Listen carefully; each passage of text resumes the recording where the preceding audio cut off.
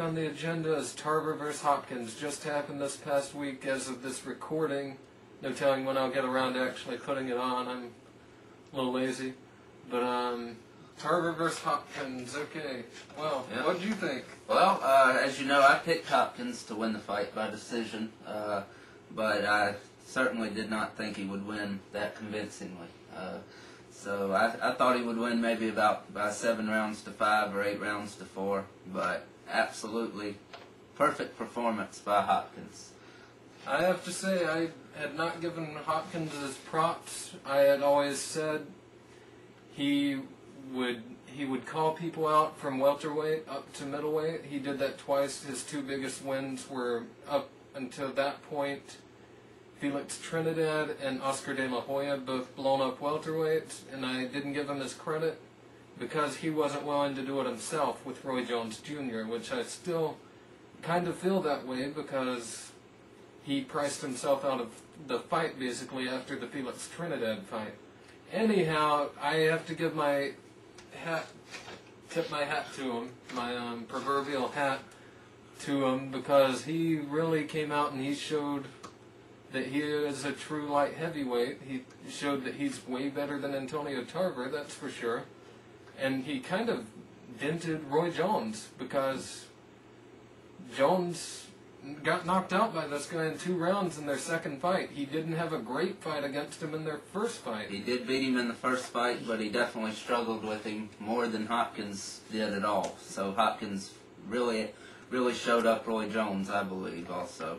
And if he were to ask for a rematch with Jones, he would actually have a good negotiating stance that he deserves more money right now, I believe. Right now, I think it is Jones that should be asking for the rematch with Hopkins, actually, to help boost his image again.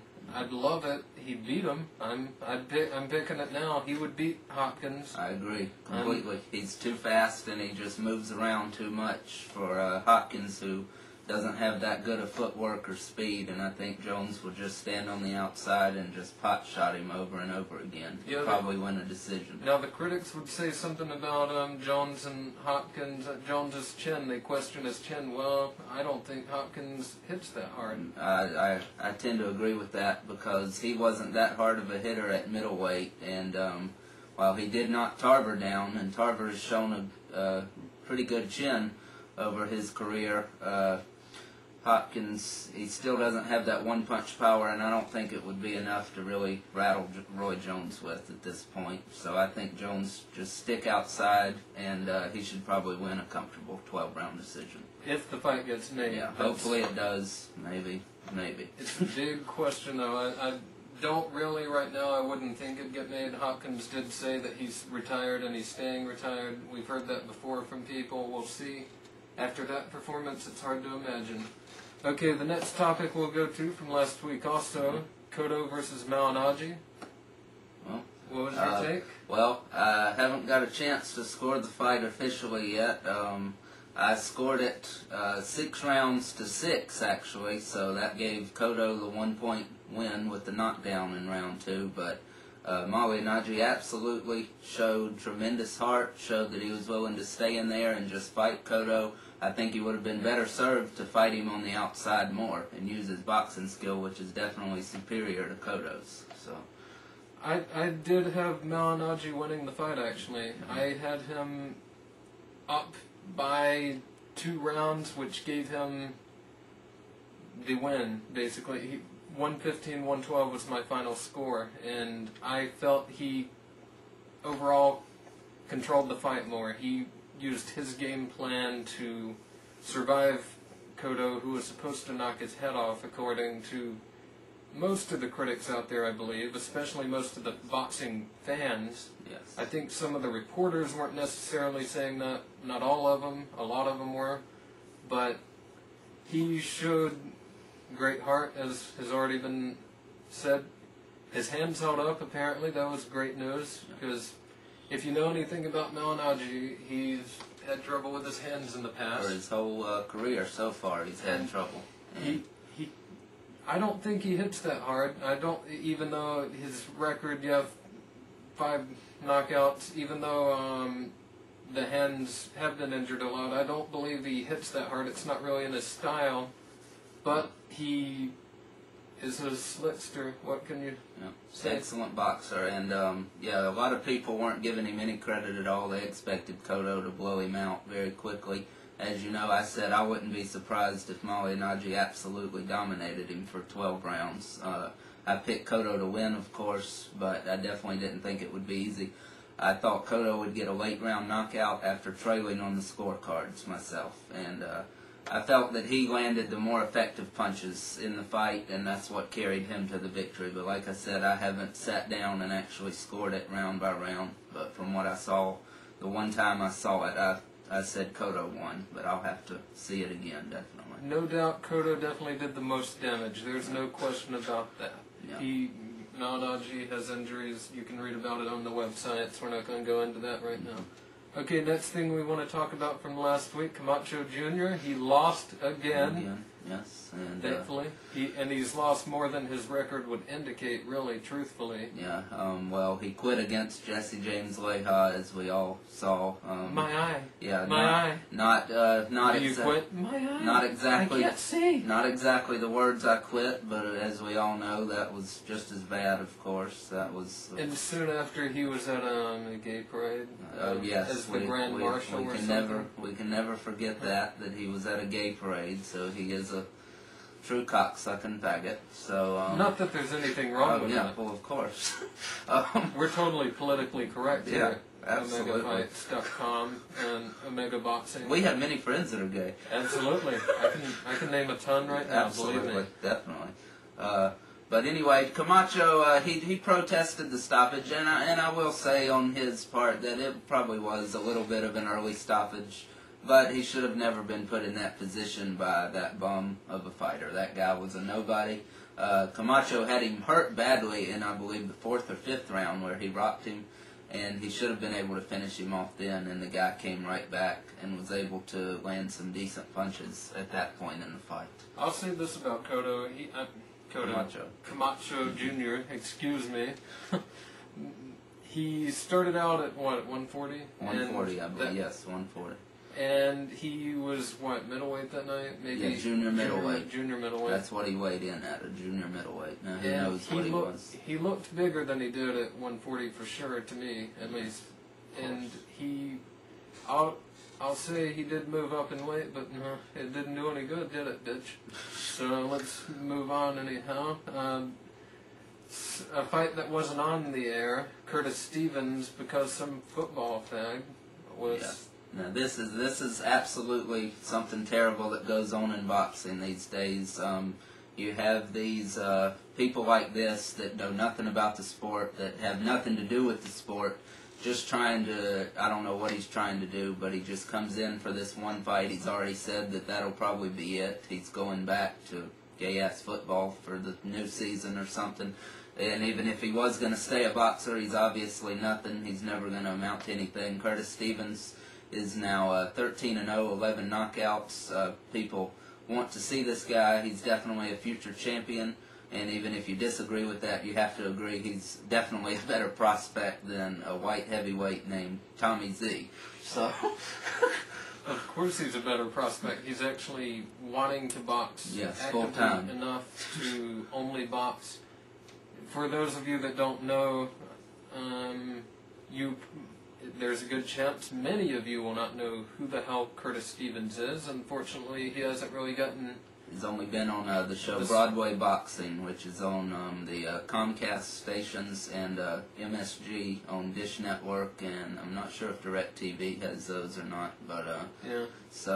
But I've seen about 9 of his fights, and he's definitely somebody to keep your eye on. Charter doesn't have him, I know that. Yes, okay. So Dish Network does, and that's what I have. So actually, they may get the MSG, it doesn't matter, but anyhow... anyway, he had a 6-round knockout. He's known as one half of the Chin Checkers. Yes. From New York. As Brownsville, Brooklyn. Yeah, and Jadon Cotterington, the other half. He's looking to make a comeback soon, hopefully. He had a devastating loss that a lot of you might have seen, and it was on Showbox against Alan Green, and he'll be back. Hopefully, he will be back, and he'll do something. I think. I agree. And But Stevens got a 6-round knockout with 4 seconds to go. He got the knockout, actually. He was on his way to a decision at light heavyweight in this fight, and but he did come out with the knockout right at the very end. And here's a thought. It's pay-per-view. Why not just show the whole card? Now, don't get me wrong. That card, they showed a lot of fights. They showed more fights than usual on that card.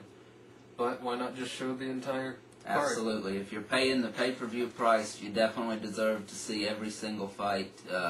If they cut out women's fights, if they ever have that on, if they would have cut out the embarrassing spectacle to boxing like the football person boxing, then that would have been fine. No true boxing fan would want to see that crap. But you always need to show prospects, and really on a pay-per-view, any fights, even if they are two bums, really, they should be shown because you're paying for the fights, so they should be shown. We'll cover this again in more detail at a later date. Right now, let's go to the Bobby Pacquiao, the brother of Manny Pacquiao, versus Kevin Kelly, the clearly aging Yes. Kevin Kelly. I picked Bobby Pacquiao to win a split decision. Okay. I was wrong. Well, I picked myself Kevin Kelly to knock him out late. I thought he would have more skill and speed than Pacquiao, enough to outpoint him or maybe even stop him late. Pacquiao has been knocked out, I believe, 6 times in his 11 losses.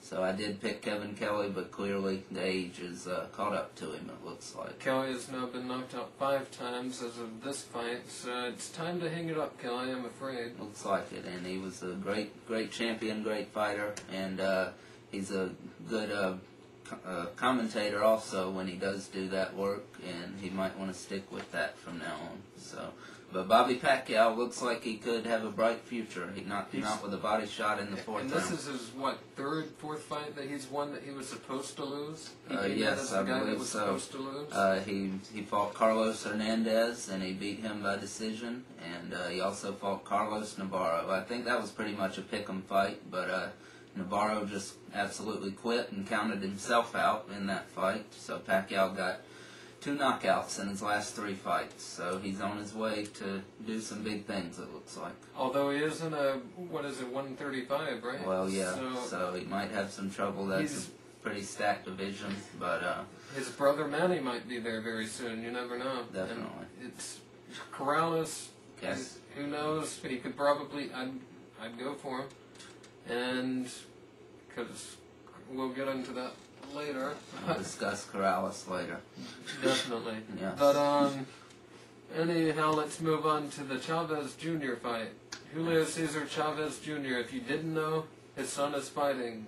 The great Chavez. His son is a boxer now. Yes. 25-0, I believe 18 knockouts now. 1 draw, which was absolutely bullshit. But no amateur experience whatsoever. Yeah, that's why he hasn't been fighting people. He has 0 amateur experience.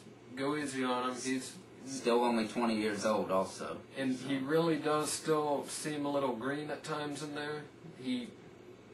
I don't think he's ready for the top level people right now. Absolutely. Even though he has 25 wins, he's no amateur career. Give him time. Don't be saying, well, why isn't he fighting someone now? Yeah, people are way too hard on the prospects, it seems, and they need to be even less hard on him because, like you said, he had no amateur experience. Ricky Hatton was 40-0 before he finally fought someone. Before he fought Costa-Tzu, and Tszyu was an aging Tszyu. I don't want to, not that he wasn't that aging really, but I mean, he fought him in Manchester, 40-0 before he finally takes a risk. 40-0, and I believe he had some amateur experience. Now he did well against Tszyu. Don't get me wrong, he did very well against him. He beat him. Yeah. He beat him. He made him quit in his corner with only 1 round to go, which showed the true colors of Costa-Tzu, which I already knew, of course, existed. But and Eamon McGee is not a good opponent. Just because a guy knocks you down does not make him a good opponent. Look at Tito Trinidad and some of the guys that knocked him down. Anthony Stevens definitely is not a good opponent. And the guy with like 6 names in his name. I think Alberto Cortez was one that knocked Trinidad down also. And just because you get knocked down by a guy, just because you lose to a guy, even doesn't make that guy a good boxer. Mike Tyson, the best boxer of all time, lost to Buster Douglas, lost to Kevin McBride. Yes. These guys are not good boxers. Please don't give him credit. And in some good news on bringing up McBride, it does look like he will fight Sergey Lyakovich August 5th, not on TV, thank God. That is the good news. Yes, absolutely. Not on TV. They've finally done something right. I mean, if it's not going to take the place of anything else, that would be one thing. Anything else. Yes, but as long as they're going to keep it off or just show it when absolutely nothing else is to be shown, then okay, but on that night it is going to be some good fights shown, so they didn't need it on, and I'm proud that they did not put it on for this time. And they need to keep both of them off TV unless they are fighting a good heavyweight. Okay, now let's move on. We've got another fight coming up. As of this recording, once again, we may get this up. There's no telling when we'll get this up. The Jermaine Taylor versus Ronald Winky Wright. Yes.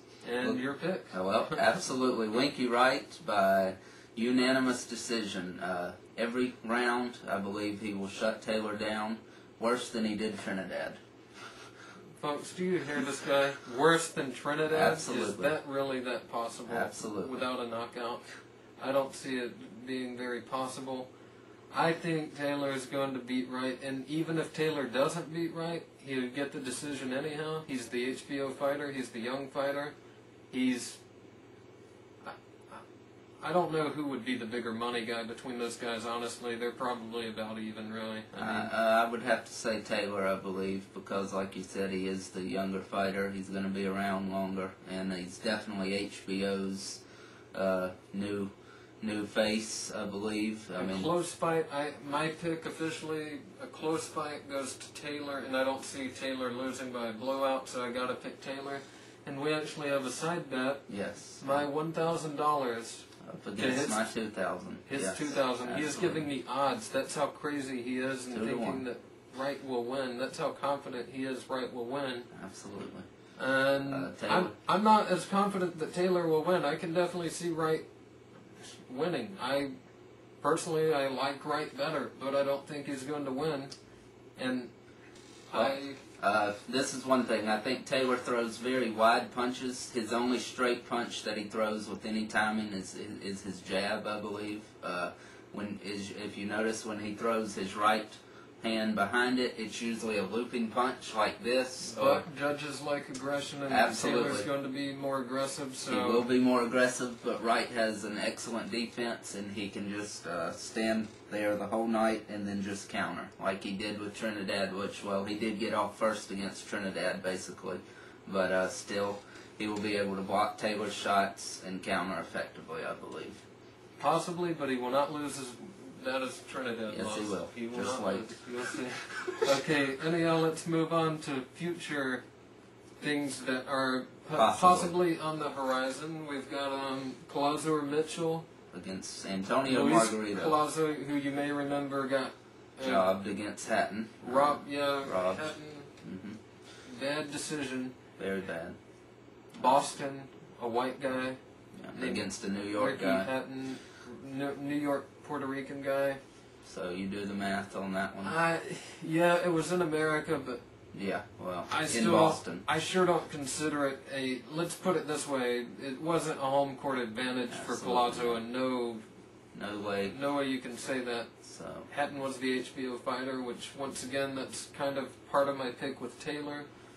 The HBO fighter, they just signed him for a 3-fight deal, Hatton. So I mean, that's why Collazo lost, because he really won. Yeah, Collazo definitely won that fight, put on a very good performance, and hopefully he gets to fight with Antonio Margarito, and once and for all, shows people how overrated this guy really is. I'm